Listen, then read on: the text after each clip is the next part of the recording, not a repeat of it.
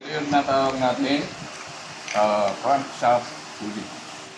Crankshaft pulley. Bakit crankshaft pulley?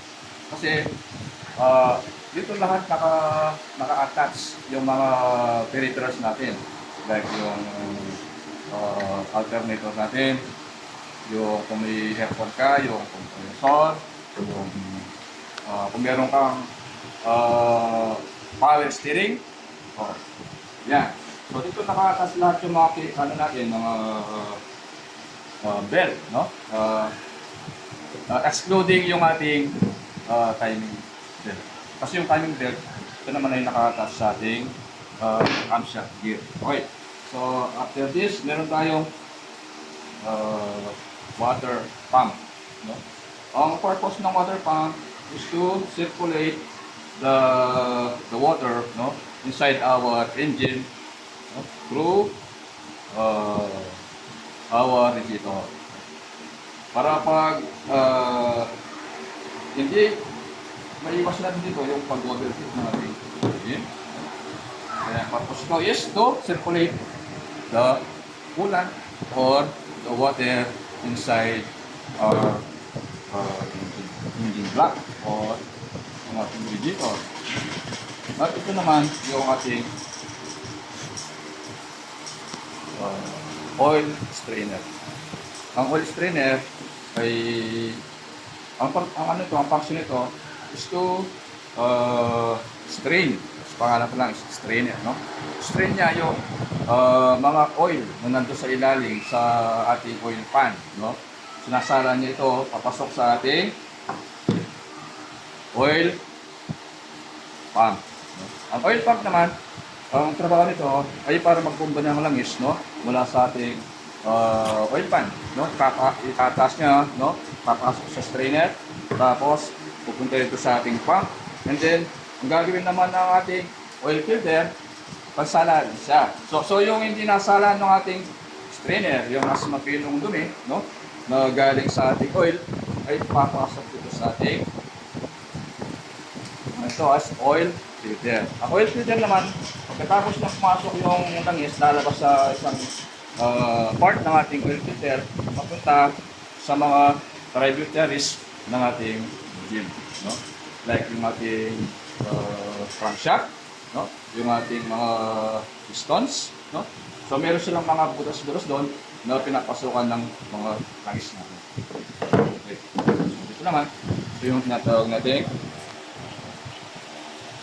valve, no? Engine valve. So yung engine valve, meron tayong dalawang klase ng engine valve sa ating engine. Isang exhaust at saka isang engine.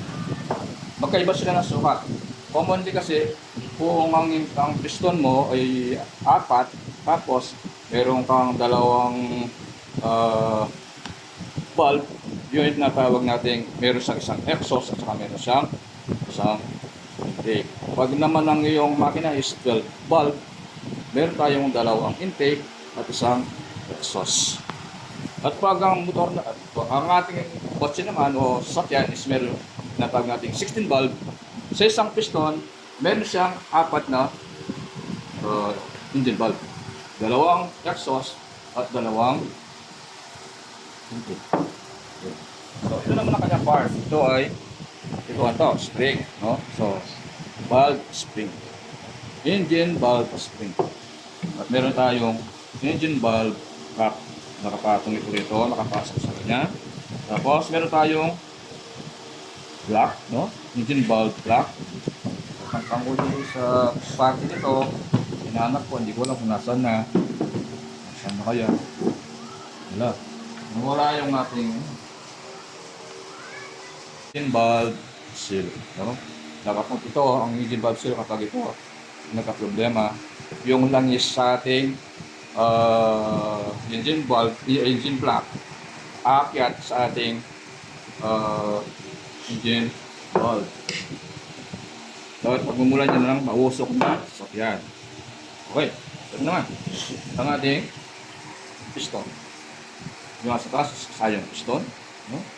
Yung piston natin ay meron siyang pinaka-pin, no, na nagko-connect sa ating connecting rod. Yun ang piston pin. no? At yung piston natin ay mayroong tatlong groove, no? So, yung pinakauna, ang tawag sa kanya is primary compression ring. Yung pangalawa is secondary compression ring. Bakit compression? Kasi ang purpose ng ating piston is to compress air and gas o fuel. Kaya nga, compression ring. Kasi siya yung nagko-compress. Pag sira yung ating compression ring, natural, magkakaroon tayo ng problema sa ating makina. Tinatawag natin blow ba, yung kung ano-ano, yung nawawala siya sa tono, no? Hindi nagpa-function ng maganda yung sakyan natin. At yung pinakaunang part niya, ito, no? Meron siyang cap, no? Connecting rod cap, no? By the way, yung connecting rod natin at saka yung connecting rod cap ay meron mga bearings, no? So, kung mapapansin natin, may gatla sila sa isang portion, no? So, titingnan natin, yung connecting rod meron, may gatla, at yung ating cap is meron din. So, i-match up lang natin silang dalawa, no? Sa isang parte. Diba? Dito, meron siya, dito meron siya. So, sila dapat ang magkaterno. Lalagay natin, no? Kapag nilalagay na natin. So, ito yung mga sample ng ating rings, no? Ito yung sa primary or secondary. So, depende sa laki, no? O lapad ng ating piston ring o yung sa group ng ating piston. And this is our oil seal. Ang oil seal, meron pa sa ibang part dito, maliman dito sa isa. Okay. So, ito naman ang ating ang kabuuan nito is an assembly, no? Rocker arm assembly. So, meron tayong, ito yung mga rocker arms natin, no? Yung apat na to, rocker arm.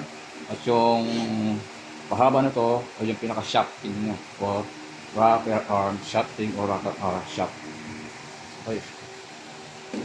So, para sila. So, dito lang, dito rin ito. So, ito naman yung ating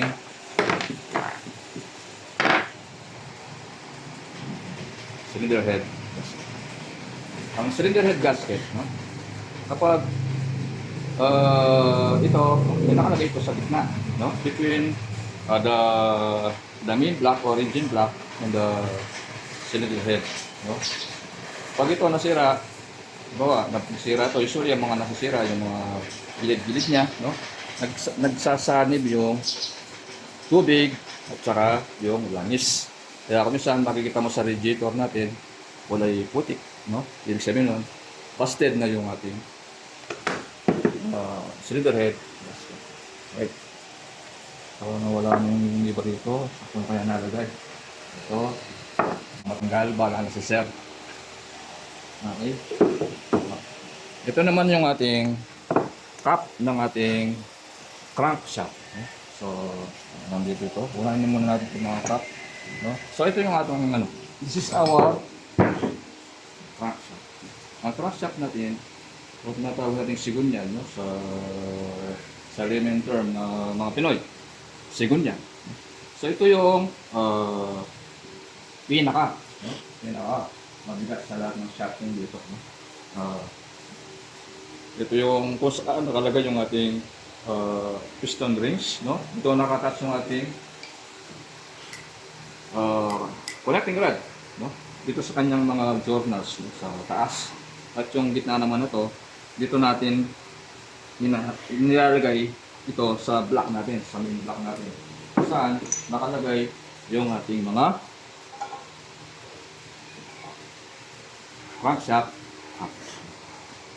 By the way, yung ating cap o saka yung ating block, kung mapapansin natin, hindi pare-pareho yung nakalagay na dito na mga bearings, no?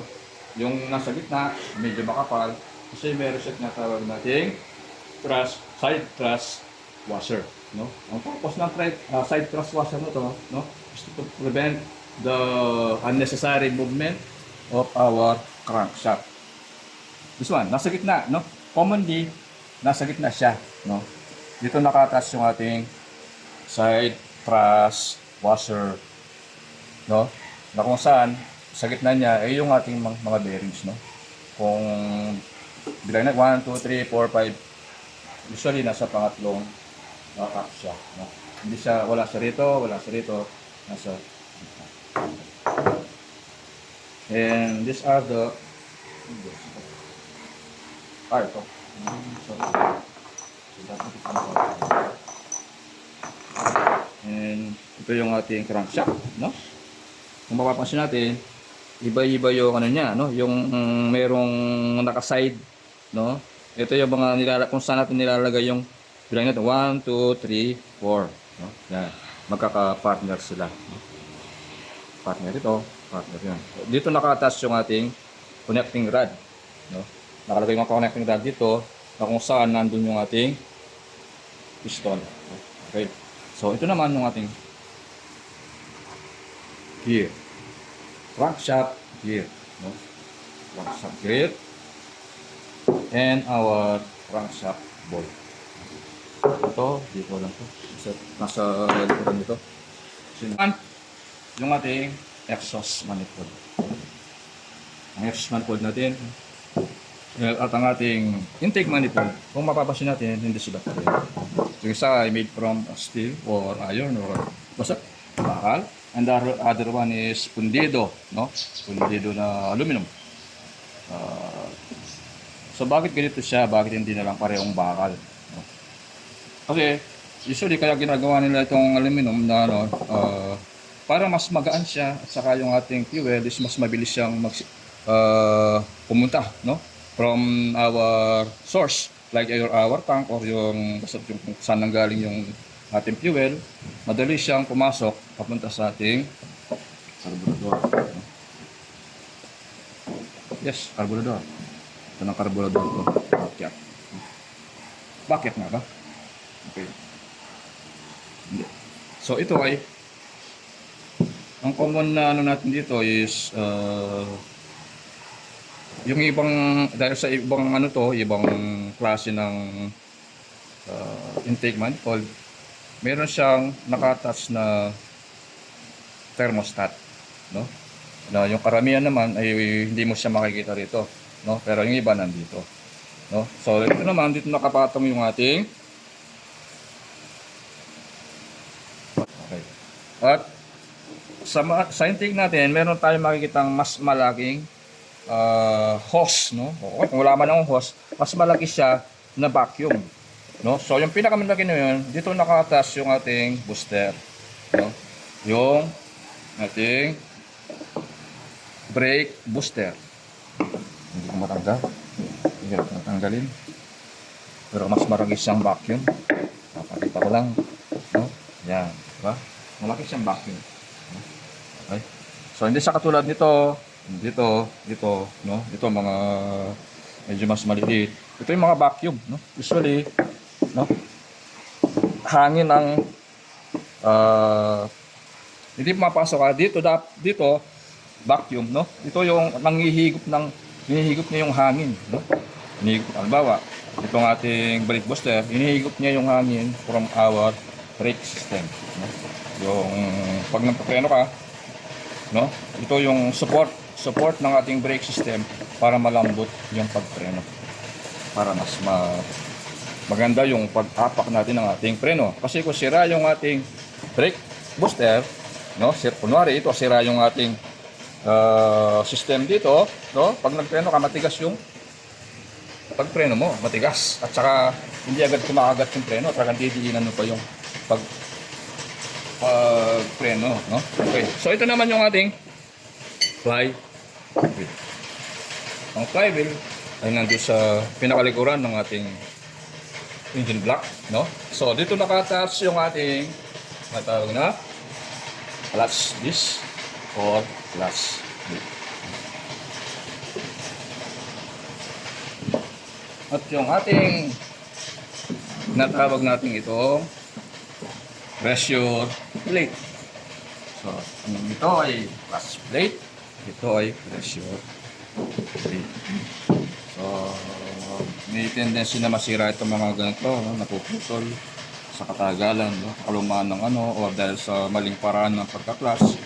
Minsan masira ating pressure. And this is our cylinder head assembly. Sa cylinder head assembly, nandito na yung mga ano natin, mga piston, ay mga to, yung ating mga valves, no? Mga engine valves, mga yung kanginang pinakita ko na, no, yung parts ng mga engine valves. Balik na rin natin dito. So, makikita natin dito yung ating mga valves. Kung mapapansin natin, hindi sila pareho. Dito, no? So, yung isa, this is our intake. No? Intake, and this is our exhaust. Engine valve. No? Exhaust. Intake. Asan yung isang part niya? Ba't nag-iba? Nag-iba? Ito siya. Ito. No? This is our exhaust, and this is our intake. Paano mo malalaman na ito ay intake, ito ay exhaust? Makikita natin yun doon sa ating intake manifold at saka exhaust manifold. So makikita mo kung saan siya nakaturo. Diba? Diba ito? Anong party ito? Kung ito ay intake, so dapat nandito yung intake mo.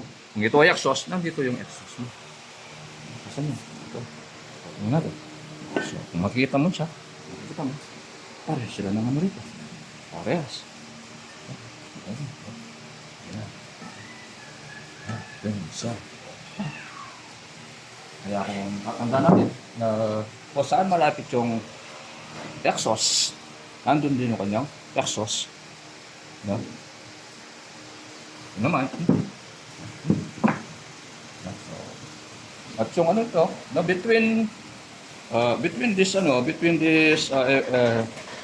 cylinder para sa exhaust, meron tayong tinatawag na gasket, no? Previously, yung mga lumang makina, ang nilalagay nilang gasket ay asbestos, no? Pero ngayon, hindi na nila ginagamit yun. Ang ginagamit nila is metal, no? Metal na gasket.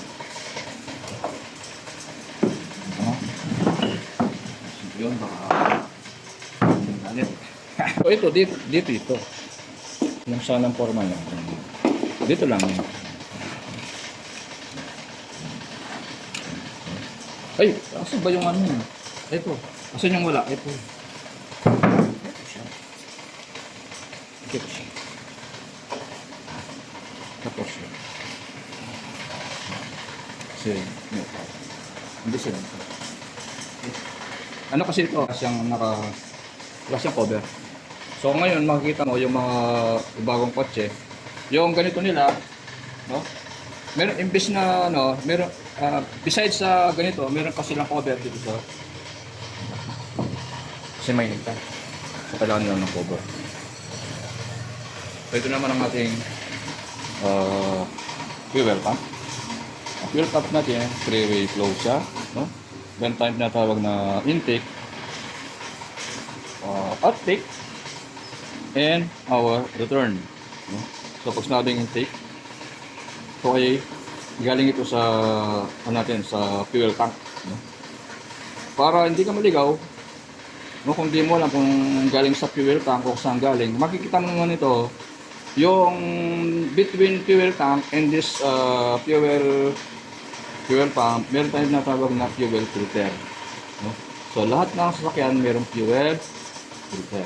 No? Sinasala nila yung fuel coming from your fuel tank, no? Para pagdating dun sa ating fuel pump, no, hindi na masyado pure na yung nasala na nila. And then yung ating naman pupunta sa yung out naman natin, outtake, pupunta ito sa kung saan pupunta yung ating gas, either na carburetor, o kaya yung iba wala silang carburetor, yung mga yung mga fuel rails, no? Mga rails, yung at pag halimbawa, ang function naman itong return na to, kapag may sobrang gas, no? Hindi naman yun bobombayin ng ating carburetor, ibabalik na doon sa ating fuel tank, no? Na nagmula yung yung sa ating return flow. Tapos na tayo dito. Dito ang ating cylinder head cap. Okay. Hindi pala cylinder head cap. Ito ay cover. Cover. Hindi pala ang cap. Okay na?